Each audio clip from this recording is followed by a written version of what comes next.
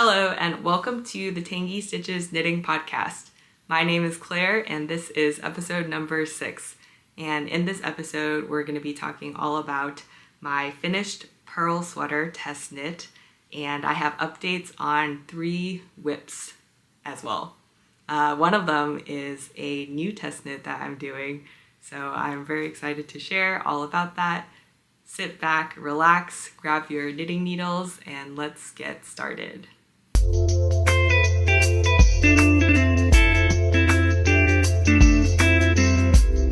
So the first thing I wanted to talk about is my finished object for this episode, and it is the Pearl Sweater by Knitonomy or Magdalena Parker.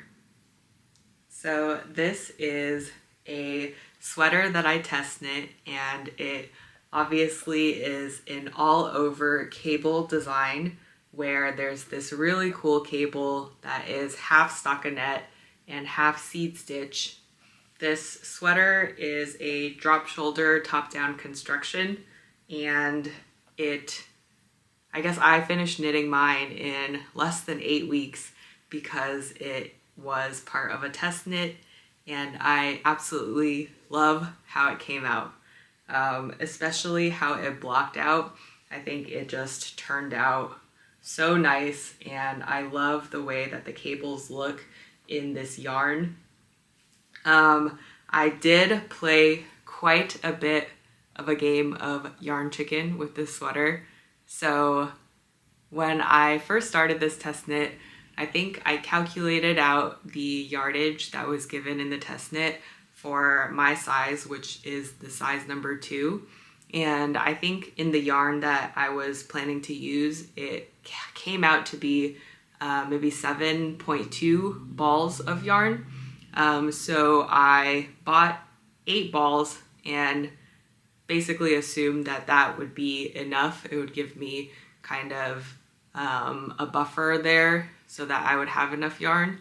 But I really got close to running out of yarn. And one of the issues that I had was that I was going on a trip with my parents, and the test knit deadline was during this trip. So in like the week before that trip, I kind of realized that I was at a point where I think I was gonna run out of yarn. I had finished the body and I had 3 whole skeins of yarn left. And the yarn that I used is Sandnes Garn Tynn Pure Gynt.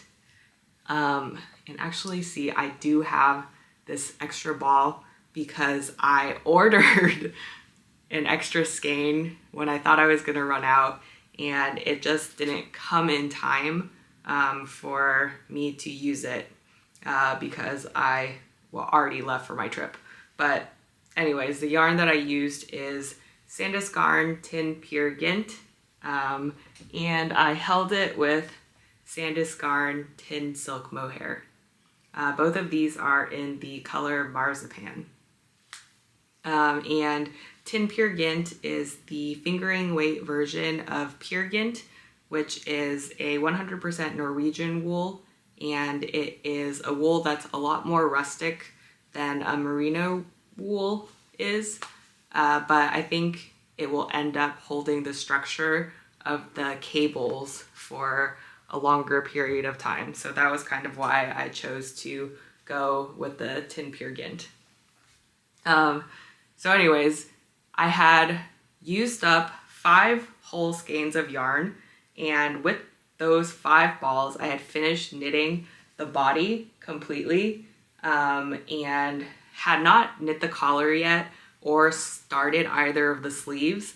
And at that point, I had 3 skeins, 3 balls of yarn left.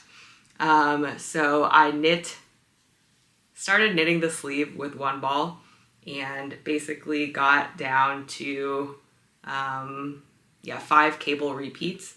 So it was like about to this point on the sleeve. Then I took the other ball of yarn and knit the other sleeve basically to around the same place. And at that point, I realized that I just had 1 skein of yarn left, and I still needed to finish both of the sleeves and knit the collar. And if you look at the sleeves are in the pattern. It was supposed to be 8 cable repeats, not including, there's a little short row section at the top of the sleeve also for my size. But the sleeve in the pattern is 8 cable repeats, and with the single ball of yarn on one sleeve, I had knit up to 5. So then I was thinking, okay, there's 3 repeats left on each sleeve. So that's 6 cable repeats, and I only have 1 ball of yarn left to do it. So I thought for sure that I would not have enough yarn.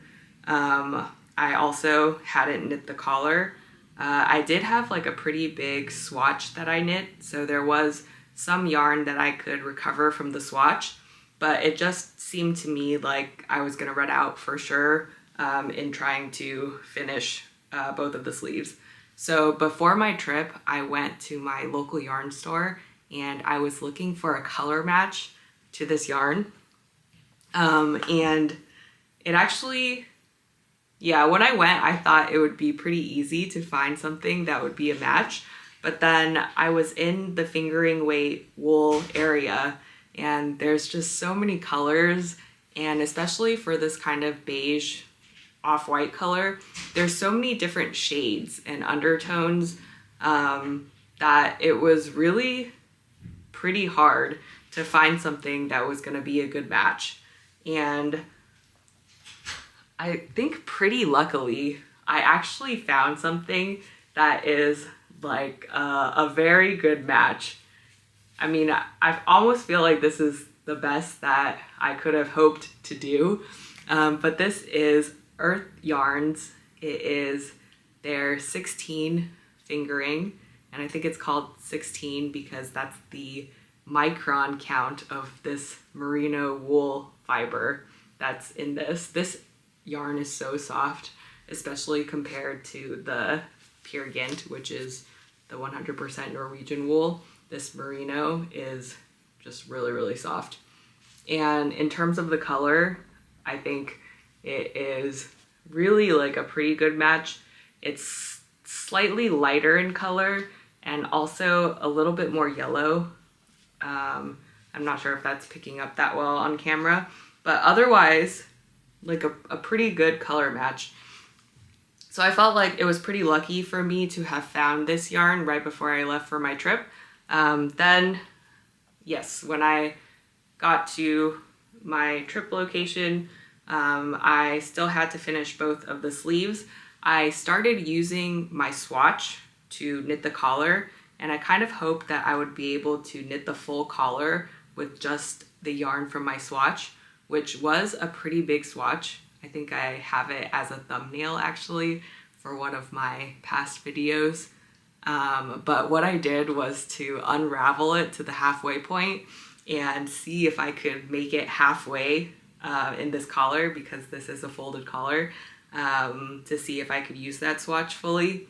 But by the time I had finished knitting with half the swatch, I was not to the halfway point of this collar, so I knew I was gonna run out of yarn there too. So when I did get to the halfway point, I actually switched to the merino, and I wanted to switch to the merino because this part of the collar would be on the inside. So if there was any kind of color difference that was noticeable, it would be hidden. And I wanted to see what that color change would look like, so I would know if I needed that extra yarn on like the sleeve cuff, what it would look like.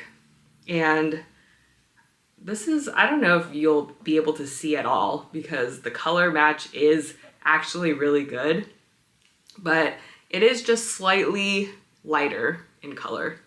I think the other thing is because this is held with the Tynn silk mohair, and this Tynn silk mohair actually has a bit of wool content too, which I think makes it a little bit of a thicker silk mohair, and maybe because of that, this kind of helped to blend the colors of the wool yarn as well. But yeah, so I used that little bit of different yarn on the inside here. And yeah, the color difference is really not that noticeable, so I thought it would be okay if I ended up needing to use it on the sleeve cuff. But actually, I didn't even need to use it on the sleeve cuff. And I think the main reason for that is because I actually knit the sleeves a little bit shorter than the pattern suggests. So instead of doing that full 1/8 cable repeat, I did maybe a third of that cable before I went to the ribbing. And because I didn't knit that full cable, I ended up having enough yarn to finish both of my sleeves with the one skein. And this was the amount of yarn that I had left over.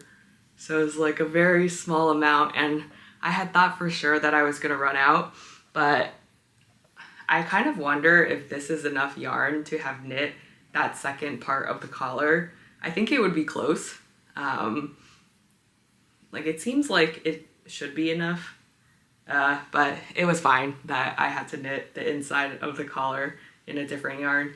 And actually that merino is much softer, so you can kind of feel a difference if you're feeling the collar, that the inside is a little bit softer. It was funny, when I got back from my trip, I live with my sister, and she wanted to try on the sweater, so she put it on, and she thought that it was so itchy. She's someone who definitely doesn't like to wear really rustic fibers at all, and she thought this was unwearable to the bare skin. But I think maybe I've gotten a little bit used to it at this point.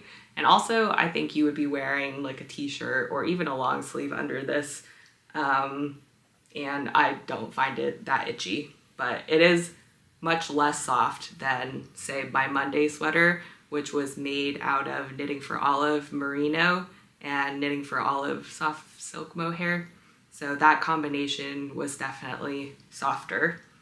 And I do think that it is the wool that is what makes this not as soft, because when I was holding the Tynn silk mohair with the merino for this inside of the collar, I could really feel just in my hands how soft that yarn was compared to when I was knitting the rest of the sweater.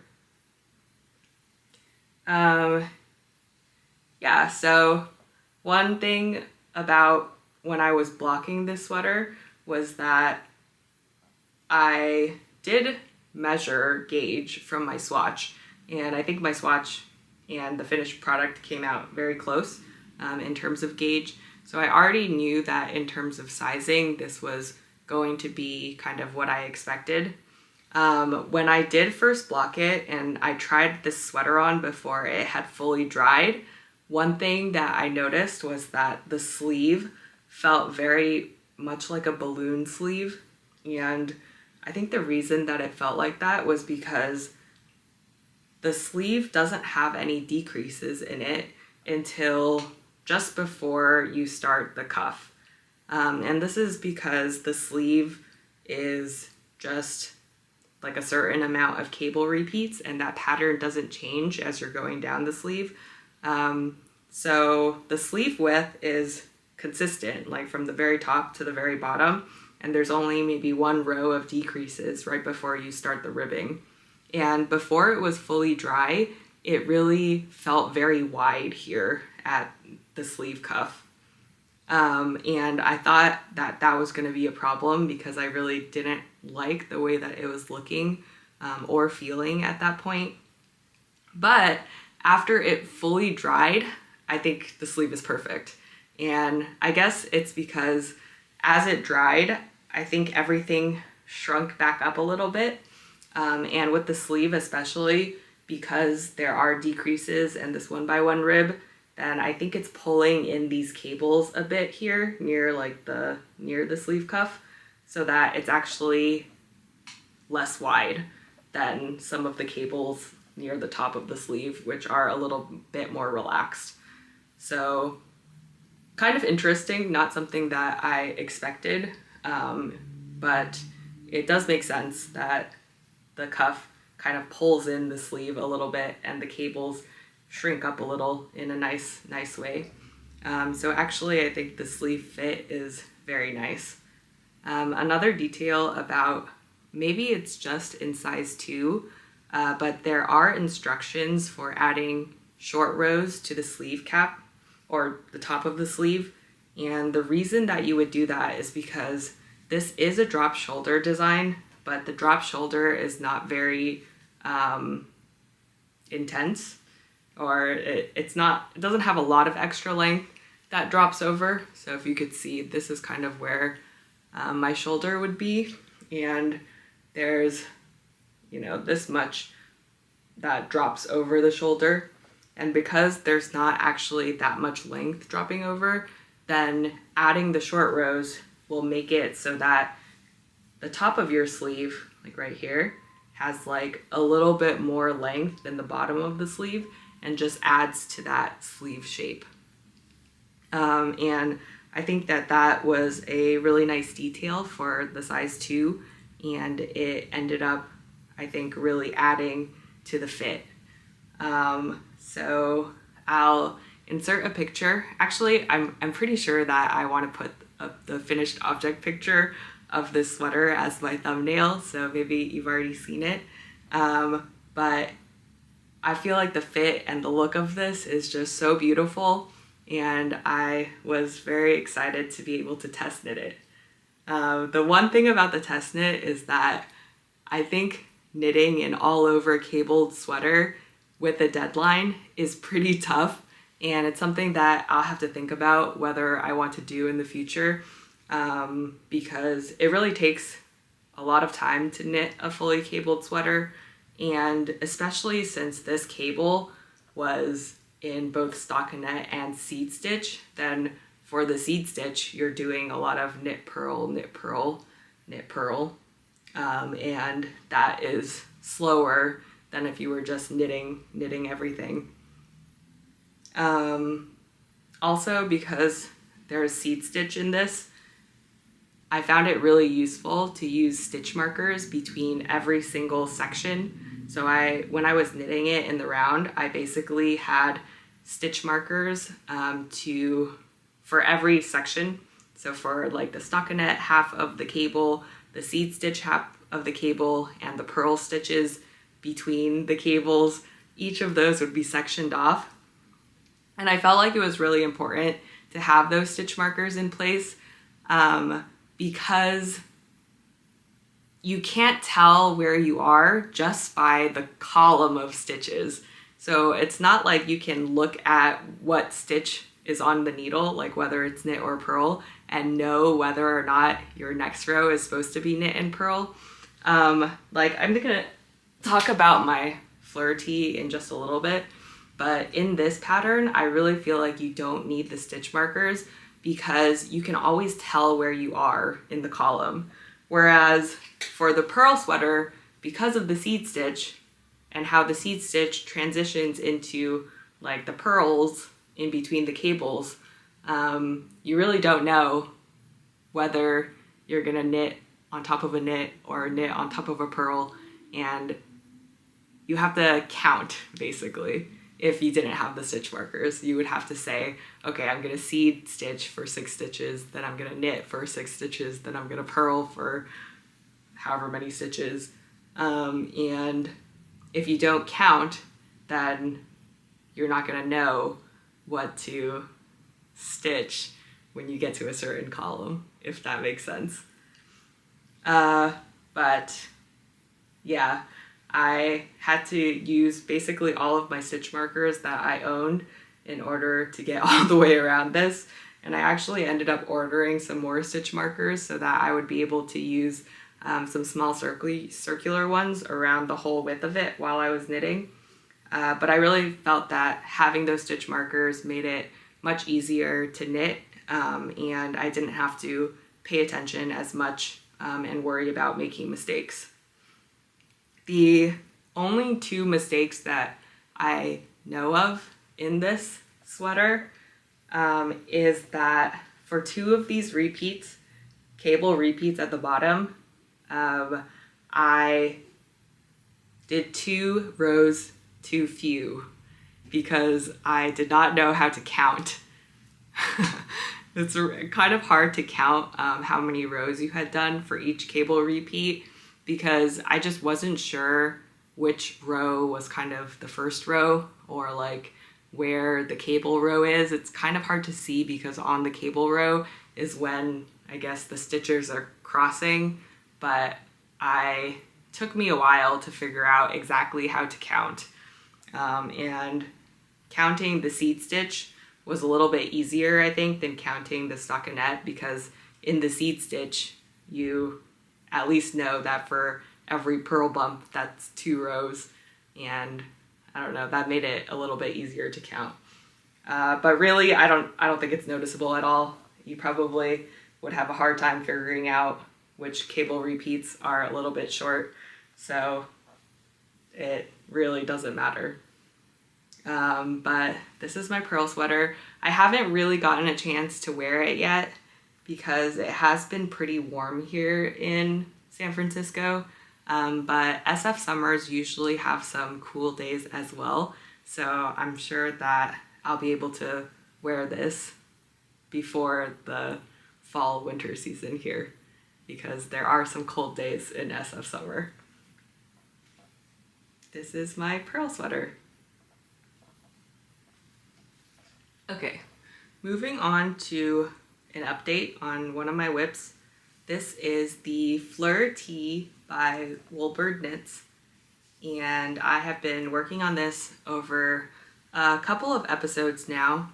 I have just gotten to the point where I'm about to split for the front and back. So this is a summer t-shirt that is knit from the bottom up, and I am knitting it in a locally hand-dyed yarn. I think I have the yarn label somewhere here.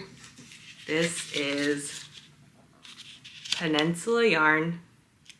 Their cotton wool fingering, which is a 50% cotton and 50% wool superwash merino in this really pretty green olive color. And the color of the yarn actually is so interesting because it is a cotton wool blend, so it has a little bit of a heathered effect.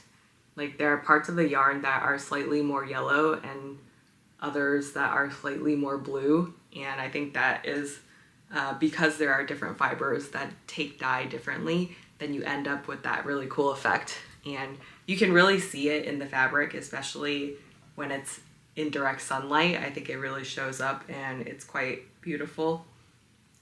So this is the Fleur Tee. It has this lace pattern that is all over, and actually I think this pattern, I've seen it a lot on social media recently because Sorella Yarns has a collection, their Summer in London collection, which just launched, and one of the kits that they have is for this pattern. So if you're looking to knit this, maybe check that out. There are some really cool colors in that yarn collection, and I'm kind of thinking that I might also pick something up from that. But anyways, this is the length. I've just finished knitting with 100 grams of this yarn, so this is one skein, and I'm at the point where I'm gonna split for the front and back.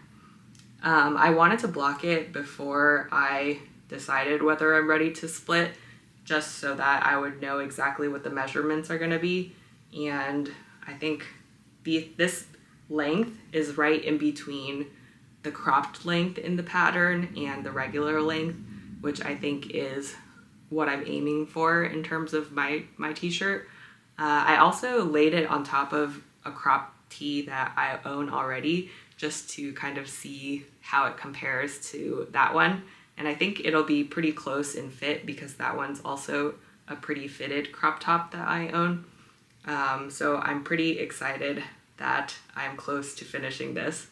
once I split for the front and back, there's really only maybe this much left. So I'm definitely over halfway done, and I should be able to finish this up pretty quick. The gauge of this pattern is 30 stitches.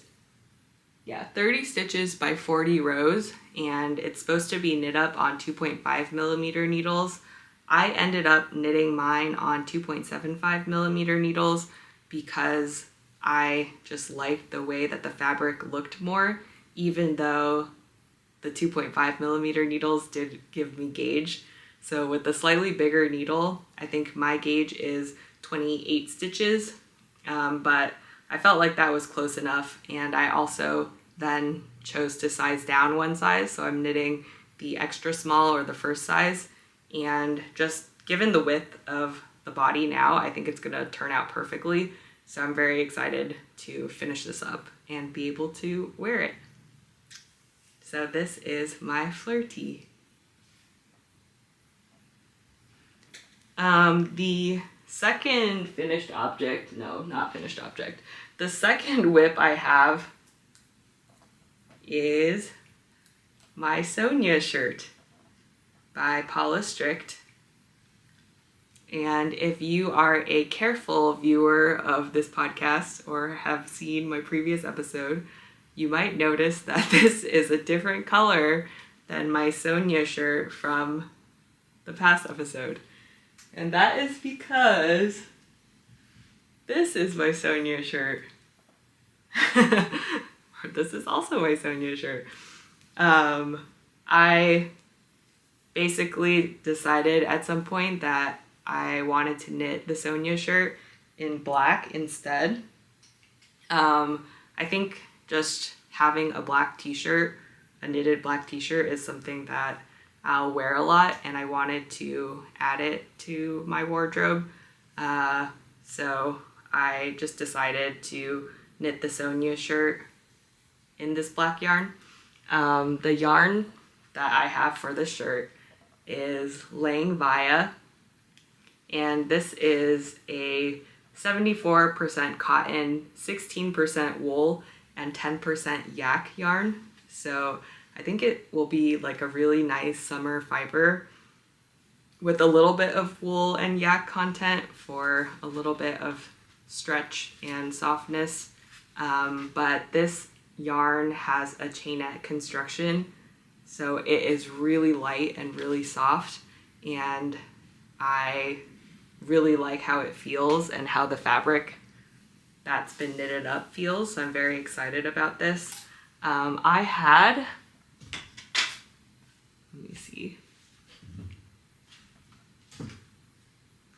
Yeah, I had knit up this swatch using Lang Vaya. This is a different color, obviously, of the Lang Vaya. This is the first yarn that I had bought, and I wanted to make the Alana camisole using this, and I think I still might. I think I will eventually get to that. But then when I saw this black yarn in store, I really wanted to knit a t-shirt out of it. And as I was looking at just the patterns in my projects, I felt like I wanted to knit the Sonya Shirt using this black yarn. And with this Sonya Shirt, I was kind of thinking that I might repurpose this yarn. So because it's this light color, one thing that I was thinking was that it would be very nice to maybe knit something that has a lace motif. I've really been drawn to lace recently, so I think it shows up really beautifully in like the lighter yarns, and this might be like a very nice lace t-shirt. I'm not gonna frog this quite yet, just to see what I want to do with that after maybe I finish this Sonya Shirt, so I at least will know what the fit of the Sonya Shirt is and how much I like it before I decide whether or not to frog that.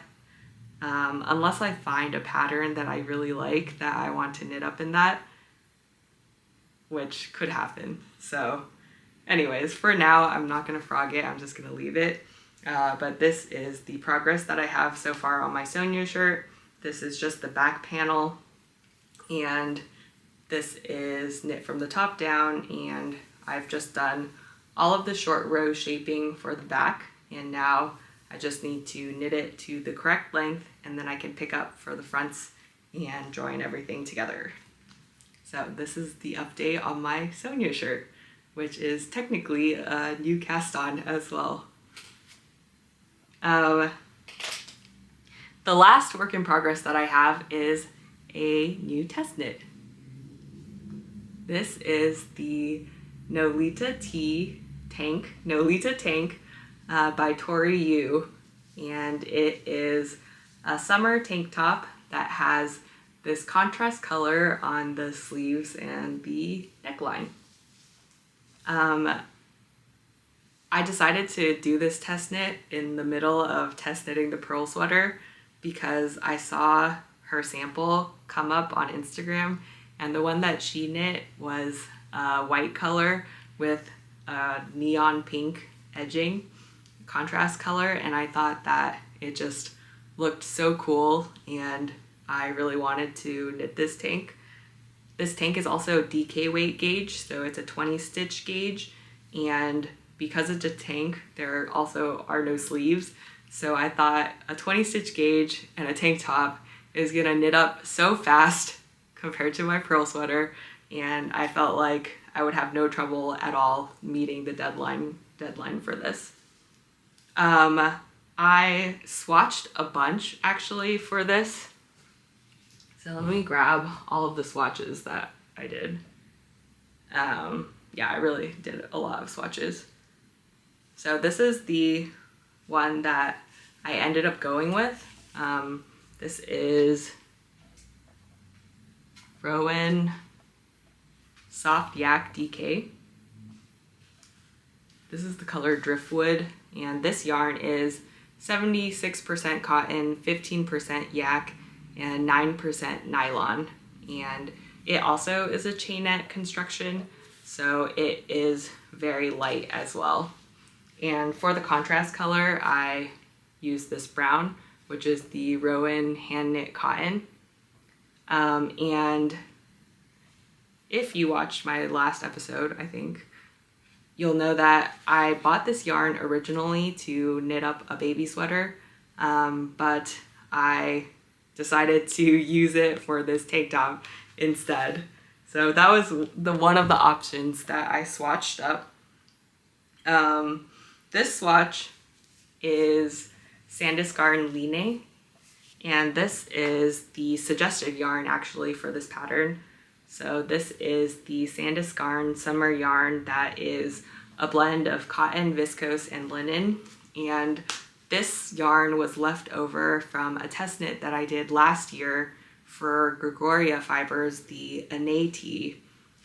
So I wanted to swatch it up just to see what this yarn would look like at a 20 stitch gauge.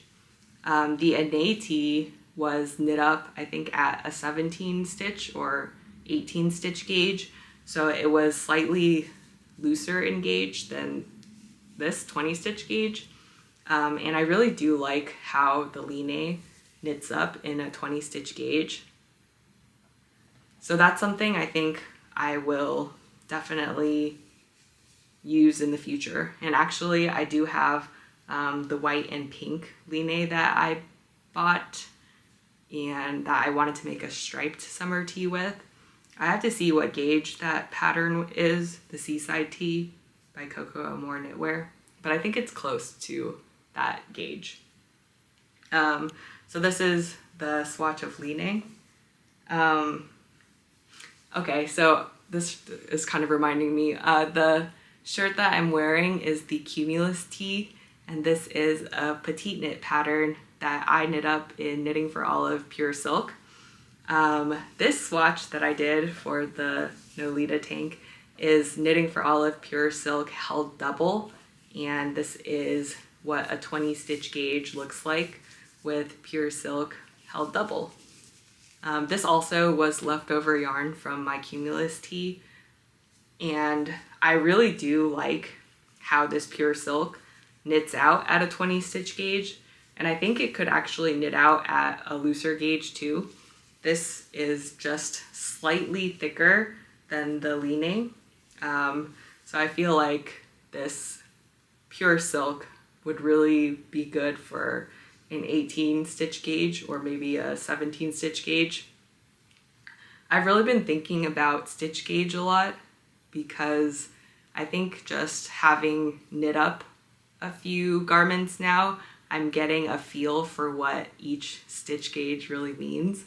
And I think designers really think about stitch gauge as well, because one of the patterns that I've heard about a lot is the Tulsa tee by the Crea Bea, and she has a podcast here on YouTube where she talks about this design and its popularity. And one of the things that is popular about it, or maybe like one of the reasons why it's popular, is because it's knit up at a 17 stitch gauge, which is quite an open gauge for a DK weight t-shirt.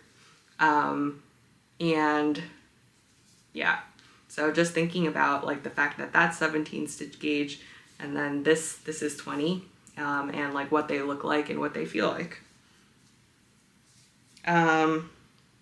Another swatch that I did, this one's really exciting. So this is a swatch that is a yarn combination that I tried out. This is Knitting for Olive Merino in Dusty Olive and Ito Yarns Kinu, which is a lace weight 100% silk yarn. And the combination of these two, it really was like a perfect color match, resulted in this fabric where I feel like it's the perfect 20 stitch gauge fabric. It's really soft and has a lot of stretch, and I think that is because it is mostly merino. But I just feel like that one lace weight piece of silk really makes it so that you can use this fingering weight yarn, merino, at like a 20 stitch gauge, and it creates this like very nice fabric. Whereas if you held the Knitting for Olive merino double, or if you did merino and pure silk, I think you would end up with just like a slightly thicker fabric. And using that lace weight just like makes this really, really light and nice. I thought about using this yarn for the Nolita Tank, but then I think because my Fleur Tee is already in an olive green color, it's just not something that I want to work up, I guess, back to back. But I am saving this yarn combination for something in the future, for sure. And the last swatch that I did, I actually got rid of already, but it was the Lang Vaya. Lang Vaya is, I don't know what it's considered to be. I guess on the label it says 24 stitch gauge. So I think that is maybe like a little bit of a thicker fingering weight yarn. I think it definitely can knit up at a fingering weight gauge. And I thought that this, I would be able to hold double and also get a 20 stitch gauge. But it turned out to be a little bit too thick. So that was kind of the thickest swatch that I made. And I think it was just like a little bit too thick. And then I think I already showed this, but this is the Soft Yak DK, which is the one that I am going with. It is a little bit on the thicker side, so I think this yarn also would knit up really nicely at a slightly looser gauge, especially because there is some yak fiber in here and it is like a little bit fuzzy. So I think those would fill in any gaps in like a looser gauge. But I do like how it feels in a 20 stitch gauge, and that is what I decided to go with. I did want to use up some yarn in my stash because I already have been growing my stash a lot this year. So I decided to go with using these two colors. And I actually really like how it's turning out. I think it has a very like woodsy kind of look, and I'm very excited to finish it up. I think now the only thing I have left to do is finish the length of the body. So this is just stockinette in the round, and then do the I-cord edge along the bottom, which is how the sleeves and the neckline are finished. So this is my Nolita Tank. The last thing that I just wanted to talk about really quickly is this yarn I mentioned I got as an acquisition last time. This is Woolfolk Far, and I'm going to be using this to make a sweater for my sister.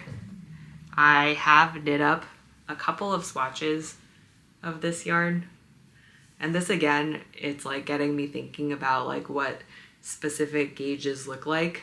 So this is a 17 stitch gauge, maybe 18, 17 to 18 stitch gauge, and maybe it's a little bit hard to see because this yarn is so dark, but that is what the size of the stitches looks like.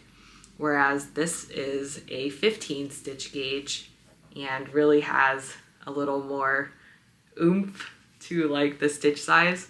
My sister really wanted something that was had a very large stitches. The sample that we saw in store is actually a pattern that's knit up at a 13 stitch gauge, and I'm not sure if this yarn, I think this is a worsted weight yarn, is gonna knit up really well at 13 stitches. This is what it looks like at 15 stitches, and yeah, I guess it's not that see-through, so maybe I can try a larger needle size, but I still don't have a pattern for this. She wants like a drop shoulder sweater, and I almost think that I can draft one up myself at this point, where I'm thinking if I just do like a back panel that is kind of a trapezoid, pick up for the fronts while shaping a neckline, and then picking up for the sleeves, that I'll be able to create this drop shoulder sweater. So maybe that's something I'm gonna experiment with in the future. I'll let you know. But I think that is everything that I wanted to talk about in this episode. And if you are still watching at this point, I wanted to do a little pattern giveaway, and this will be a digital pattern giveaway on Ravelry for anyone who comments on this video. And I'm very curious if people have ever test knitted, what your experience was like for your test knit, and if you've never test knit, whether you would consider doing one or not.